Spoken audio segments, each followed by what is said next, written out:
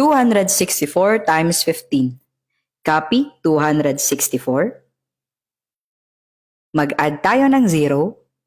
And then kunin natin ang half ng every digit. So half of 0 is still 0. Half of 4 is 2. Half of 6 is 3. And the half of 2 is 1. And then we add them. 0 plus 0, 0. 4 plus 2, that is 6. 6 plus 3, that is 9. 2 plus 1, that is 3. So the answer is 3,960. We have 482 times 15. Copy 482. Mag-add ng 0. And then kunin ang half ng every digit. 0 is still 0. 2 is 1.